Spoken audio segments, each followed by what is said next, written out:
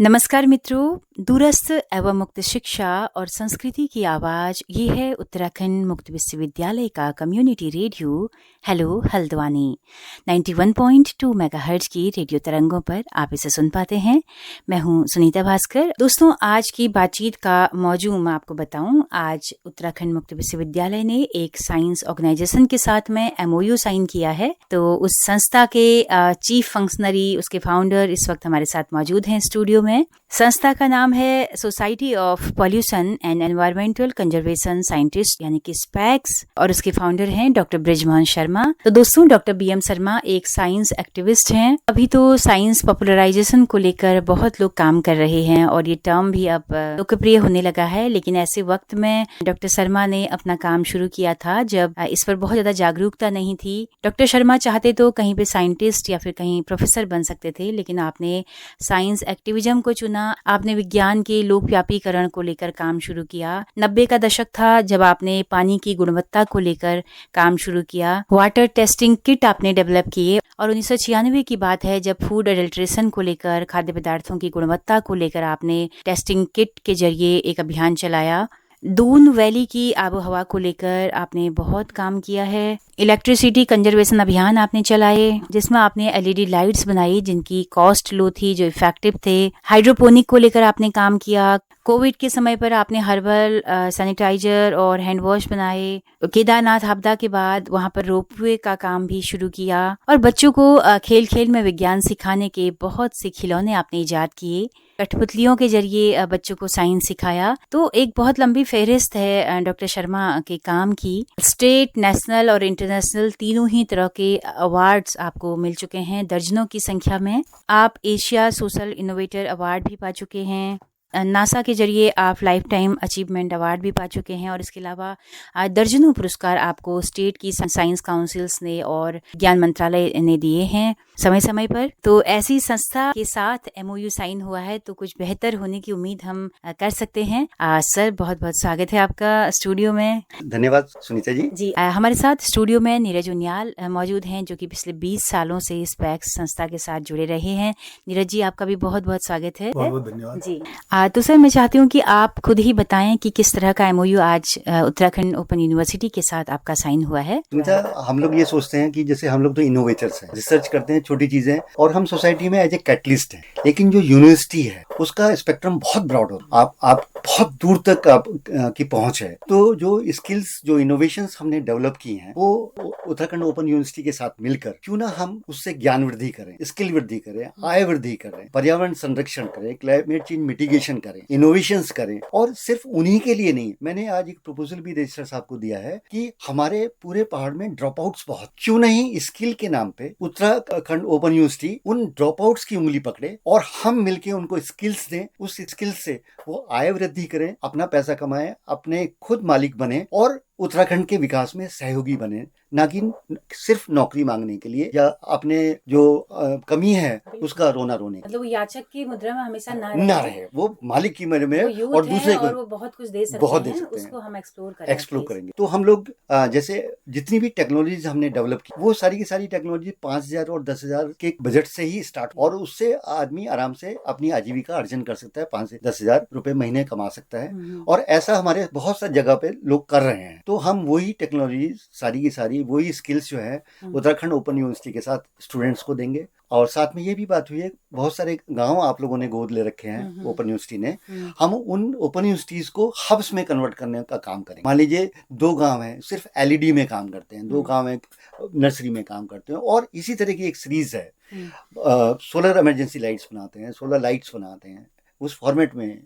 एक तो हमारी इस पे बात हुई है कि जो इनोवेशन और स्किल्स हैं, जो हमारे B.Ed के स्टूडेंट हैं उनके लिए हम लो कॉस्ट टीचिंग एड्स पे काम करते हैं। तो उसमें हमारे पास मोर देन 1600 एक्टिविटीज हैं जो विदाउट बुक्स के कॉन्सेप्ट पे काम करती है। तो बच्चा जो है ना, कई बार जो है उसे पढ़ाई बोझ लगता है, तो क्यों ना हम खेल खेल में उसको पढ़ा दें, उसे सिखा दें।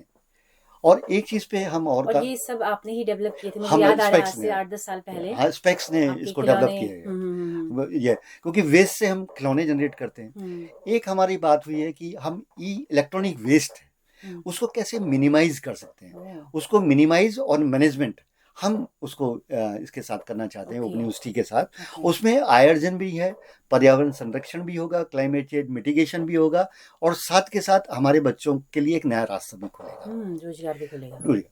हम लोग ने जो इस यूनिवर्सिटी के जो स्पेशल एजुकेटर्स हैं उनको कम्युनिकेशन पे काम करना भी एक के लिए भी वर्कशॉप किया था देहरादून में। तो उसमें यही निकल के आया कि जैसे आपके यहाँ एकेडमिक्स तो आपके यहाँ से सीख ले, और उसकी जो लेबोरेटरी है, प्रयोगशाला है, ह्यूमन लैब है, वो हम प्रोवाइड कराएं, उसकी ट्रेनिंग हम दें, जिससे कि उनके एटीट्यूड में एक एम्पैथी डेवलप हो, और इन बच्चों को सिर्फ एक्टिविटीज के थ्रू कैसे हम सेल्फ कॉन्फिडेंट बना सकते हैं, और उनको सेल्फ कॉन्फिडेंस होने से वो किसी के ऊपर बोझ जैसा नहीं रहेगा, वो अपना अपना कर सकता है। तो हम स्नेहम के नाम से एक सेंटर हमने स्टार्ट किया है, जिसमें जो थेरेपीज हैं, लाइफ स्किल्स हैं और लाइवलीहुड स्किल्स हैं, इन तीनों पे काम करेंगे, क्योंकि थेरेपीज बहुत महंगी हैं, आम आदमी नहीं उसके पैसे अफोर्ड कर सकता।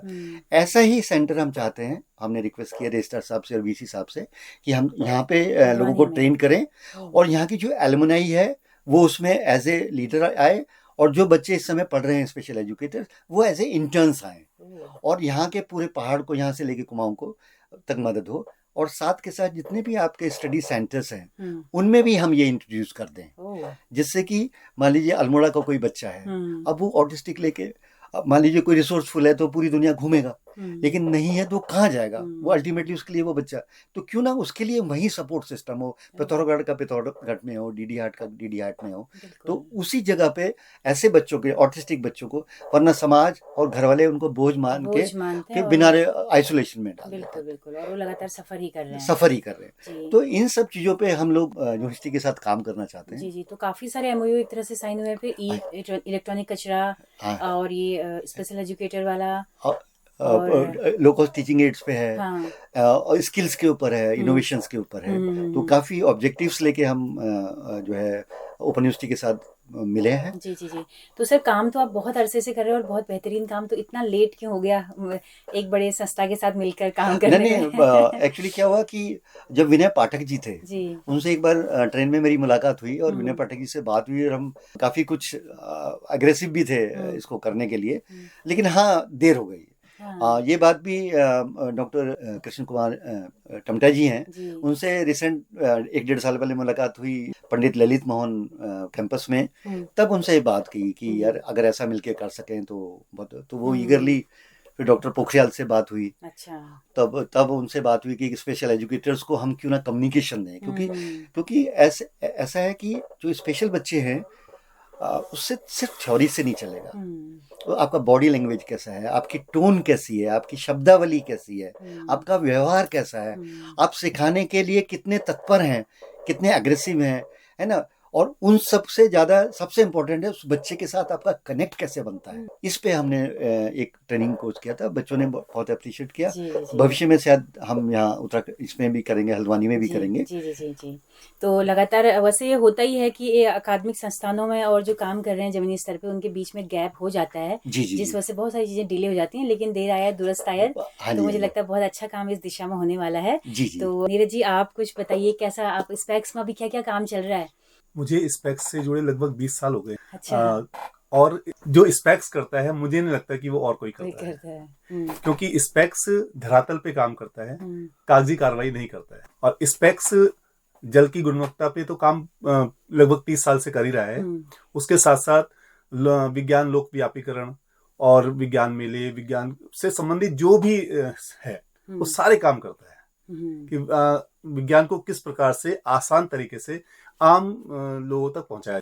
तो इसके लिए अभी आप जिक्र कर रहे थे कि आरओ कई लोगों का छुड़वा दिया। हाँ। क्योंकि दोस्तों श्रोताओं, जो आप सब लोग अपना बजट बनाते होंगे कि इस साल हम आरओ ले लेंगे, अगर आप लोअर मिडिल क्लास के हैं या मिडिल क्लास हैं, तो आपको लगता होगा कि एक सपना जैसा कि हमारे बच्चे भी कब आरओ का पानी पियेंगे, लेकिन ये बात एकदम गलत साबित हो जाती है। सर मैं चाहती हूँ कि आप थोड़ा सा हमारे श्रोताओं को जागरूक भी करें कि क्या आरओ बहुत जरूरी है? नहीं, आरओ बिल्कुल जरूरी नहीं है। WHO भी 2.5 साल पहले कह चुका है कि आरओ को इस्तेमाल नहीं करना चाहिए, वो छोटे बच्चे और बड़ों को, वो बोन मैरो को कमजोर करता है। एक्चुअली आरओ की जो TDS है वो 30 से के आसपास आती है, 30-40 के आसपास आती है। हमारे को माइक्रो मिनरल्स और मिनरल्स चाहिए बॉडी के लिए, क्योंकि वो हमारी पाचन क्रिया को सीधा सीधा अफेक्ट करते हैं। हमारा जो बोन मैरो है उसकी जो स्ट्रेंथ है उसको वीक करता है, क्योंकि न्यूट्रिशन डेफिशिएंसी होती है। उसके बदले में फिर हम बहुत सारी जो कंपनीज हैं उनके मल्टीपल विटामिन और ये सब चीज़ खाते हैं। तो उत्तराखंड में पानी उतना गंदा नहीं है, उतना खराब नहीं है। उसके लिए बहुत आसान तरीका है कि आप जो है अपने पानी को जो है, अगर हार्ड वाटर है तो 12 घंटे रख दीजिए, तो उसकी जो नेचुरल हार्डनेस है वो मेंटेन हो जाती है, वो नीचे तले में बैठ जाती है। तले में बैठ जाती है। प्योर बैक्टीरियल इन्फेक्शन के लिए अब हमारे पहाड़ की पहले से एक बहुत ही स्वस्थ परंपरा है और हेल्दी भी है कि हम भुज्जी के साथ मिर्च भून के खाते हैं तेल में या घी में। वो जो मिर्च खाते हैं वो जितने भी बैक्टीरियल इन्फेक्शन है, चाहे एनवायरमेंट के हैं चाहे पानी के हैं, उनको दूर करती है। तुलसी की मंजरी है, जो बीज हैं, उसको 12 घंटे पानी में डाल दीजिए तो उससे भी बैक्टीरियल इन्फेक्शन दूर होता है। तो ड्रम स्टिक सीड्स हैं, उनको भी क्रश करके आप यूज कर सकते हैं। तो ये ऐसे तरीके हैं जिससे कि आप आरओ और उनसे उनके दुष्प्रभावों से बच सकते हैं।